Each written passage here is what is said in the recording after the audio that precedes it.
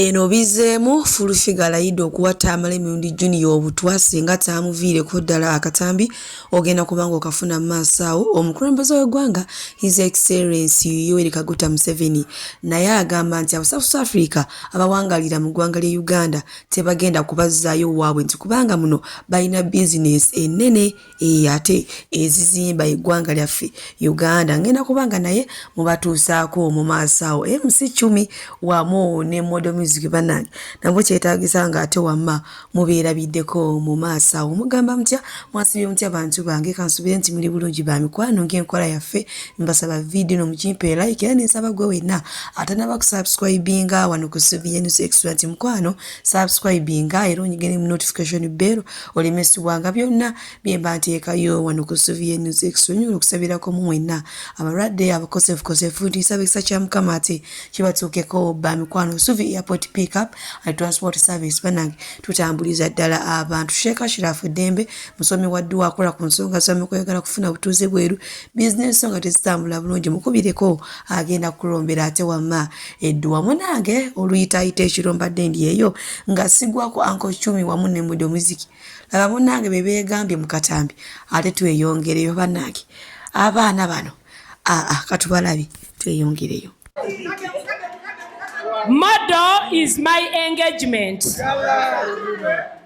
Akoze salubino. Okoze sachi? Kalubino. Modo mwami wange. Eranga, I'm proud of half fucking shit. I'm pregnant. For this body. Kakati Modo. Batuyita sawa nya nozunga ku 11.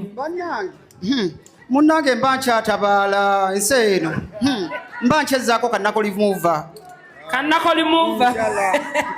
Munange bwe tweyongerayo ne baana bato bano aba Ghetto Kids bano no ba performinze ne Shakira wamu ne Burna Boy ku final ya FIFA World Cup olunaku olw'ejjo. Munange bano abaana aba Ghetto Kids amazima gali nti bendera ya Uganda yo bagiwanikidde ddala oba batuwanikidde ddala. Sogo wena abasanga asanga ka video kaabwe nga bazina bakola ki bozeyoze okiwulidde ekintu ekyo kubanga amazima gali nti batuwanikidde ddala. Munaye byasooka ng'ebyokusaaga bakola ka video ka Shakira ne Burna Boy muno oluyimba lwabwe olw'omupiira. Munange Shakira n'akalaba n'abasiima n'abagamba nti ku final FIFA ngenda kubayita tupafominge ffenna nga tulowooza bya bulimba. Munange omukazi ekisuubizo yamaze n'akituukiriza. Bwe nkwogerayo ew'omukulembeze w'eggwanga His Excellency Yoweri Kaguta Museveni avuddeyo n'ayogera ku nsonga z'Abannayuganda baali bawangalira South Africa era n'atangaaza n'abo abadde bagamba nti n'aba South Africa nga bwe bagoba bannaabwe eri mu nsi yaabwe naffe bano abali mu Uganda babagobe. Agambe tekigenda kusoboka ye tagenda kukkiriza mulabe kumusinga. Okiwulidde ekintu ekyo bingi byayogedde era muyina mu maaso wano mu vidiyo ng'ate alambulula kiki kyagenda okuzzaako naye abaafiirwa ebintu byabwe abaali bawangalira South Africa bagenda kufuna obwenkanya. Abali wano kibagala abalabe bagala tulwanagane kubanga aba South Africa bakola business wano z'amaanyi MTN bali wano ebiri wano binene okusinga ebyamwe oba mu buhoteeri busomero bye bonoonye. Naye nzikiriziganya ne Ramaphosa nti muwandiike ebintu byomwe ebyayononeka muwandiike birungi ate timulimba kubanga namwe mugenda mugeeyana. Singa mulimba Katonda teyagala balimba. Naye abali n'ebintu kubanga olona ba Zimbabwe wali omuntu wa Zimbabwe angambe nti yalina factory ne bagirumba wa Zimbabwe ate Sekwana abadde angamba nti waliwo abalina amasomero waliwo abalina ki mumwe ate ebyo byonna mubiwandiike.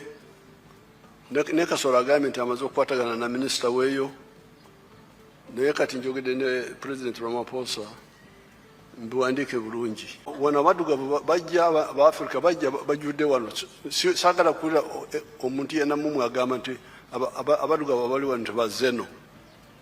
sagala kukiwulira.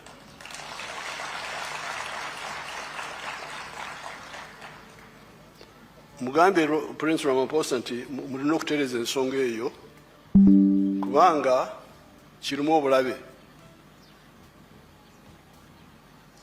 Nze namala emyaka 8 Tanzania mu bwanganguse. Ab'e Tanzania ne batuyisa bulungi. Bwe nakomawo wano kubanga buli omu alina gy'ava. Alina abooluganda be. Bwe nakoma wano nengamba Bannayuganda wano nti Abatanzania baluganda. Nendeeta ripooti nungi eri Abatanzania nengireeta wano mu Bannayuganda. Kati Omutanzania bw'ajja wano awulira nti ali waka, nti ali mu kika kye. Singa naleeta ripooti nti Abatanzania babi, wandibaddewo obulabe kati we Tanzania ne Uganda. Nolwekyo okuyisa bulungi Abafrika abajja wano. Bw'atyo omukulembeze w'eggwanga His Excellency Yoweri Kaguta Museveni afuddeyo n'ategeeza nti ye tebagenda kugoba South Africa mu ggwanga lyaffe lino erya Uganda. Ekisooka kya byonna balina bizinensi enzito muno mu Uganda, era kyentegeddeko nti Abannayuganda abaali bawangaalira South Africa abaafiirwa ebintu byabwe essaawa zonna baalifuna ate obwenkanya. Munnange bwe nkuzaako eno ewa kati mugenzi General Moses Ari, munnange abantu abasinga oluvannyuma lw'okutegeera nti yavudde embulamu bw'ensi eno baasanyuka, baakola vidiyo nga bajaguza kwegamba nga balaga nti bo tekibalumye, basanyuse busanyusi. Naye maaso wano waliwo akoze vidiyo ng'akolerawo bonna abaasanyuka olwa General Moses okuva mbulamu bw'ensi eno. Basanyufu nnyo okuba nti mukwano gwabwe, muzeeyi waabwe, omwana waabwe, ekirabo kyabwe, omulwanyi waabwe, omugenzi ku ssaawa eno Moses Ali awummudde. Video eno njagala ogintagingireko Kigere yekka, ab'opposition bokka bw'oba otaaginga. Bwe muba mulowooza nti musanyuse nti omwami ono afudde, abantu beewaabwe basanyuse nnyo. Omanyi ku lwaki? Basanyuse okuba nti omwami ono afiiridde mu kitiibwa. Abangi kumwe mwavaayo ne mubuuza nti n'abantu bano ddala bategeera okuvaayo ne bakomyawo omusajja oyo mu mbeera mwali. Ebifaananyi mwabitambuza ne mumuvoola ne mukola videos ez'enjawulo. Navaayo ne mbagamba nti abantu bano bo tebalinga mmwe basiima. Bagamba ono ogenda okuva mu ntebe, okufa kwe kuli baawula omusajja ono, okufa kwe kuli mwawula n'entebe. Omulungi Moses Ali afiiridde mu bitiibwa. Ono nno ku bitonotono ebimukwatako yali lawyer, yali military officer, yali politician, member of parliament owa East Moyo County in Ajumani. You know, yaliko deputy prime minister. Omusajja afiiridde mu bitiibwa eby'amaanyi. Awo Kigere Munnayuganda asiima abantu be waakusingira. Okay? Bano abantu bagamba nti ono alina kufiira mu kitiibwa. Kyova bamusitulanga ne bamuleeta, ne bamusiimulako n'akatambaala, ne bamubikkirira, ne bagolola essaati n'anyuma, ne bamwambaza ekkooti n'anyuma, ne bamuleeta mu bantu ne bamubateera awo. Baayagala afiire mu kitiibwa, bamusiime era afudde nga musanyufu. Abantu be bamusiima, bamulemezaawo. So, abantu ba East Moyo n'abantu ba Jumani mwenna actually tubayozaayoza. Era tugamba nti tubeegomba okuba nti mulina omutima ogusiima. Omusajja ono mumusiimye mu bulamu ate era ne mu kufa mumusiimye kubanga afiiridde mu bitiibwa. Kulu Moses Ali maacha zaalumizibwa, naye ate omulaba nti abadde alabirirwa bulungi, abadde musajja musanyufu.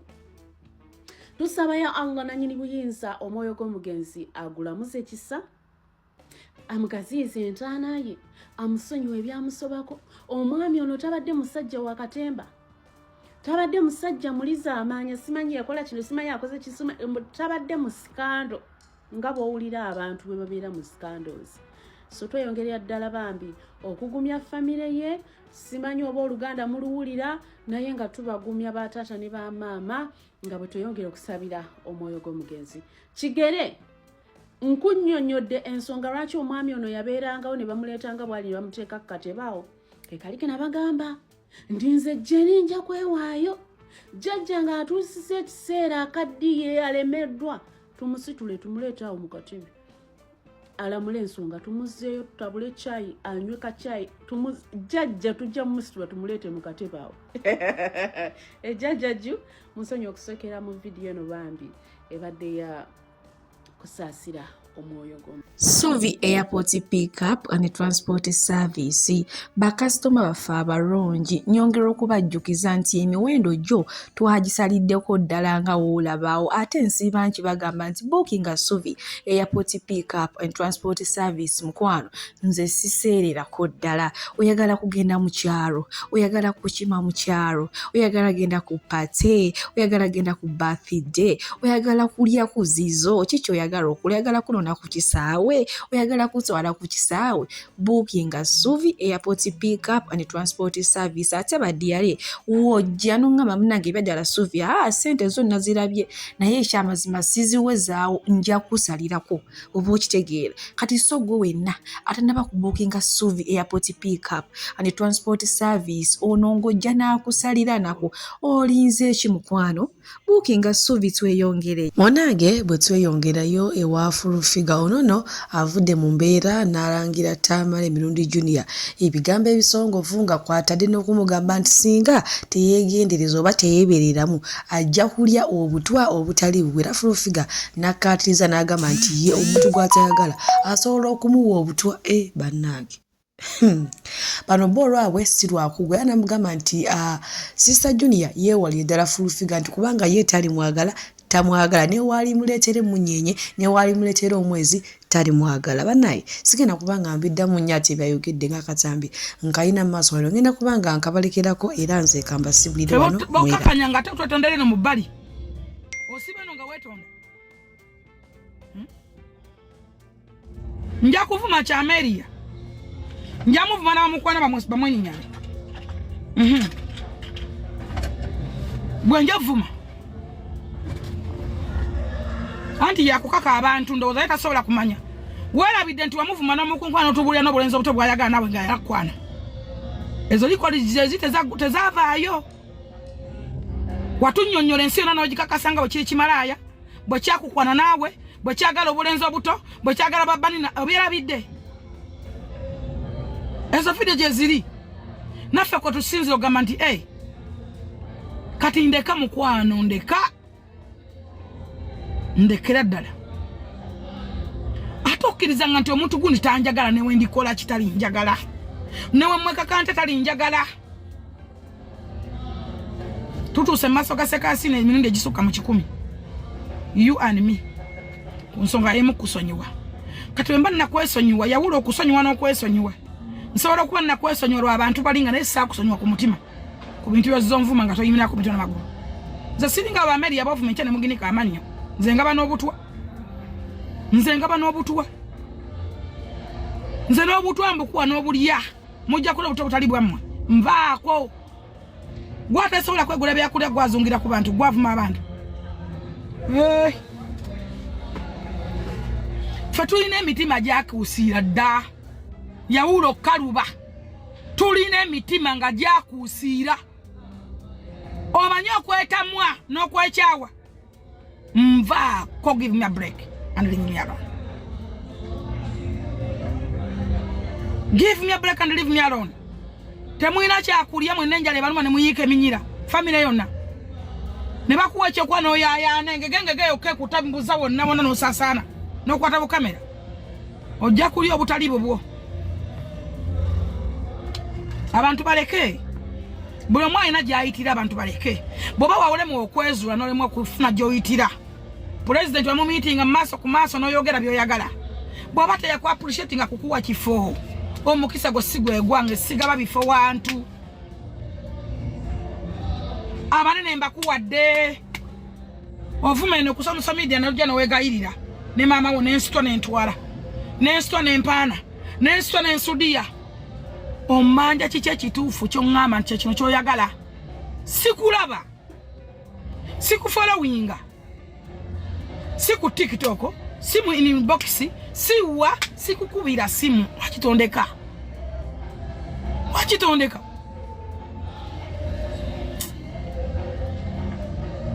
nja kuvuma media na nja kumuwa tenja kumunoza andi yakwaka abantu nja kwogera abantu betawulyanga ko ngate bituufu mu butuufu bwabyo nawe ojja kutya gwenja fuma embule tefayo nanze nkulabudde gwenja kola ki nja kumuwa nze teri muntu akupostinga gwendaba iveri basimisi ne blocking tewali ku page kwobera yonna gyendaba nakupostinze kati nkublockinga tewewuunya muntu nchawa kyeyo then give me a break and leave me alone lwaki batondeka